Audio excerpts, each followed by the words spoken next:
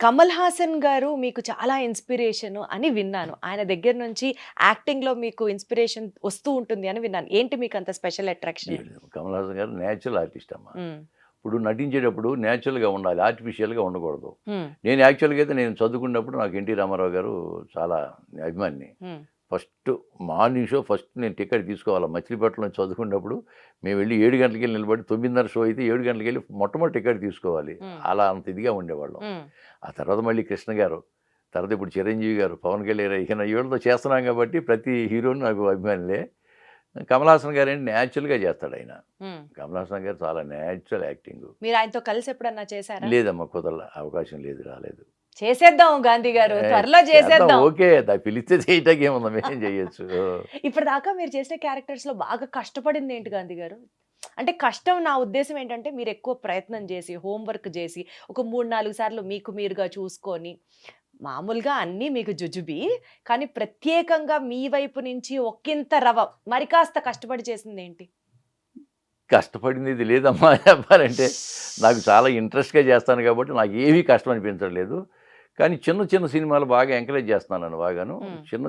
చిన్న సినిమాల్లో పెద్ద పెద్ద వేషాలు పడతాయి నాకు. హ్మ్.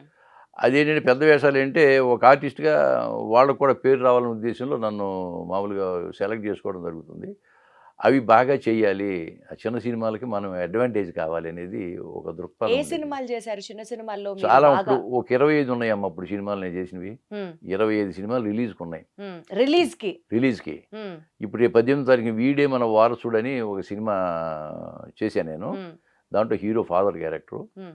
హీరో, ప్రొడ్యూసరు, డైరెక్టరు, రచన, పాటలు పాడటం అన్నీ కూడా అతనే. హ్మ్. రమేష్ ఉప్పని హ్మ్. ఆయన రేపు 18వ తారీఖు రిలీజ్ అవుతుందది. హ్మ్. అతను చదువులేదు తాపీ మేస్త్రి. అబ్బా! తాపీ మేస్త్రి అమ్మ.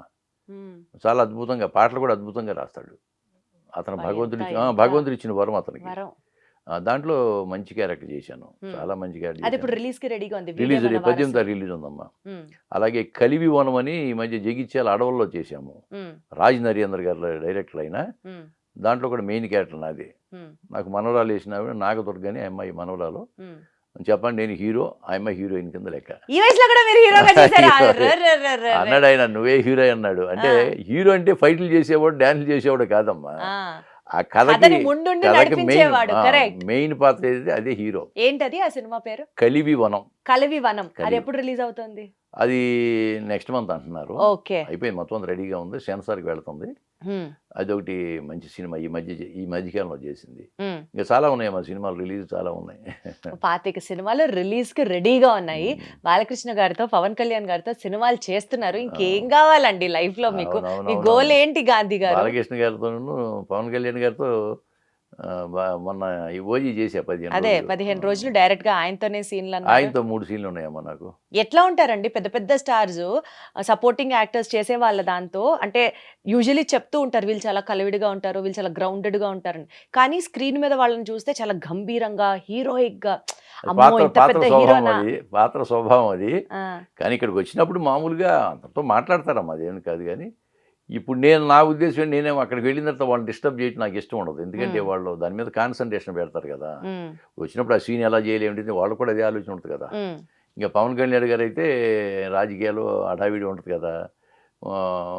ఆ సీన్ ఏదో చేయటం పక్కకు జరగటం అంతే. హ్మ్. ఆయన షార్ట్ అయిపోగానే ఎళ్లి అక్కడ కూర్చొని ఏదో బుక్స్ చదువుతా ఉంటాడు. ఏమన్నా పలకరిస్తే చక్కగా మాట్లాడతాడు గానీ, నేను ఎక్కువ డిస్టర్బ్ చేయటం వాళ్ళతో ఫోటోలు దిగటం ఇటువంటివి ఇంతవరకు చేయలేదు. బాలకృష్ణ గారు కూడా అంతే. ఆయనొస్తాడు డైరెక్ట్ ఏది చెప్తే అది చేస్తాడు ఇంకా. అది ఆయన ఓన్‌గా ఏం చెప్పడసలు. హ్మ్. డైరెక్టర్ గారు ఏం చెప్తే అది చేసుకొని పక్కకు జరుగుతాడు అంతే ఆయన. హ్మ్. హ్మ్.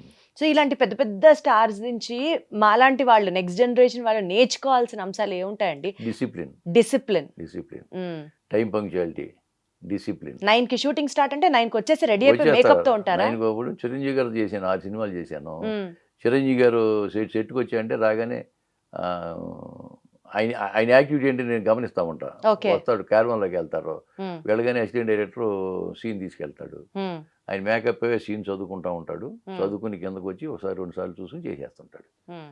మరి అన్ని 157 సినిమాలు చేసిన ఆయన, ఆయనే అంత డిసిప్లిన్‌గా చేస్తున్నప్పుడు నిన్న కాక మొన్న వచ్చినోళ్ళు మేము ఎలా చేయాలి? మీరేంటి మీరు నిన్న కాక మొన్నొచ్చిన 150 సినిమాలు చేసేసారు అదే. గదా!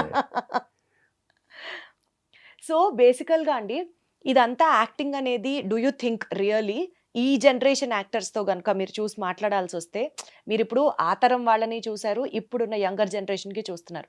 ఈ జనరేషన్ ఇంకా నేర్చుకొని ఫోకస్ జేయాల్సిన అంశాలు మీ నోటీస్‌లో ఏమీ లేదమ్మా. ఏ జనరేషన్ అయినా, ఏ హీరో అయినా ఆ టైం పంక్చువాలిటీ, డిసిప్లిన్ గాని మెయింటైన్ చేస్తే 4 కాలాల పాటు ఫీల్డ్‌లో నిలబడతారు. డిసిప్లిన్ ఒక్కటే మోస్ట్ ఇంపార్టెంట్ యెస్. అంటారు. డిసిప్లినే.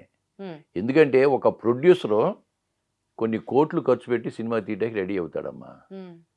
9 గంటల కాల్ షీట్, 9 గంటల షాట్ పడాలి అంటే హీరో గాని, హీరోయిన్ ఎవరైనా వచ్చి 9 గంటలు రెడీగా ఉండాలా. హ్మ్. లేదా నేను 10 గంటలకొస్తాను, 11 గంటలకొస్తాను. ఈ లోపల ఎంత లాస్ అవుద్ది టైం? హ్మ్. బడ్జెట్ పెరిగిపోద్ది కదమ్మా. 10,00,00,000 బడ్జెట్ పెట్టామనుకోండి. ఇలా లేట్ చేయటం వలన 15,00,00,000, 20,00,00,000కెళ్తుంది. హ్మ్. నిర్మాత చుక్కలు చూడాల్సొస్తుంది. ఇటువంటి ఇబ్బంది పెట్టకూడదు. అలా గనక ప్రతి ఆర్టిస్టు డిసిప్లిన్‌గా చేయగలిగితే సినిమాలు అనుకున్న టైంలో అయిపోతాయి. హ్మ్. షూటింగ్ అయిపోతుంది. హ్మ్. ఎంత తొందరగా అయితే రాఘవేంద్రరావు గారు డైరెక్షన్‌లు నేను చేశా. హ్మ్. రాఘవేంద్రరావు గారు నేను బాగా తెలుసు ఆయన్ని. నన్ను బాగా పలకరిస్తాడు. ఆయన సినిమాలు 2 చేశాను నేను. హ్మ్. ఆయన ఒక 60 రోజులు గాని కాల్ షీట్‌లని పెట్టుకున్నారంటే ఆయన 55 రోజుల్లో కంప్లీట్ చేస్తాడు సినిమా ఆయన. ఇంకా ముందుగానే కంప్లీట్ ముందు ఒక 5 చేసేస్తారు. రోజులు ముందుగానే చేసేయండి నిర్మాతకి ఎంత కలిసొస్తుందమ్మా? అవును. అది అంటే డైరెక్టర్లందరూ ప్రొడ్యూసర్ ఫ్రెండ్లీగా ప్లాన్ చేసుకొని చెయ్యాలి. చెయ్యాల. చేస్తే నిర్మాతకి బావుంటది. నిర్మాత పచ్చగా ఉంటే 10 మంది పచ్చగా ఉంటారు. అంతేగా. అది. ఆ యూనిట్ అందరూ బావుంటారు. అది.